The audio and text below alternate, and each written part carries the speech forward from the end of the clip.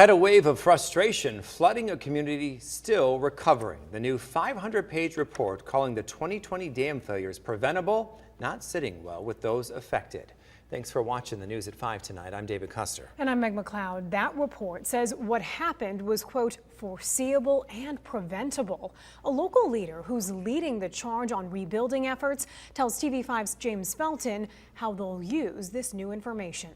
What I learned from it is it's really important to have one cohesive group that's working on dam safety together like we are today. Sanford Village President Dolores Porty talking about the 500-page report detailing the failure of the Edenville and Sanford Dams. The independent forensic team investigating the flood of 2020 said both human and physical factors played a role in the disaster. The IFT went on to say that human actions or inactions were contributors, and had those been different, these failures would not have occurred. What stuck out to Porty was the IFT pointing to a lack of oversight that factored into the cause of the flood. So I think it's difficult to comprehend how something as important as a safe dam might slip through the cracks on some of these items. But Porty is quick to point out that the Four Lakes Task Force, the entity in charge of the dams, is working to change that. In a statement responding to the IFT report, FLTF said in part that, "We agree with the IFT's point that the tragedy of the dam failures could have been avoided if years before the May 2020 failure the dams had become publicly owned or a public-private partnership had been established with sufficient funding for improvements." The FLTF went on to say that it's important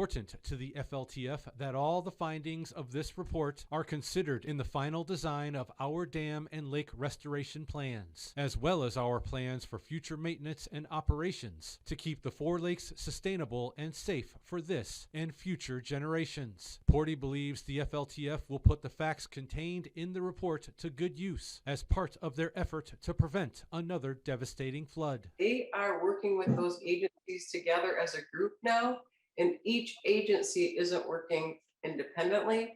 But the great news for the future is they're one cohesive team working on the problem together. James Felton, WNEM, TV5. And as we approach the second anniversary of the dam failures, TV5 is taking a closer look at the aftermath. How are businesses bouncing back? How are people still feeling the effects 2 years later? And who will have to pay to restore the lakes and dams? Catch our special report, Rising from the Floods, Wednesday, May 18th at 7:30 p.m. on TV5.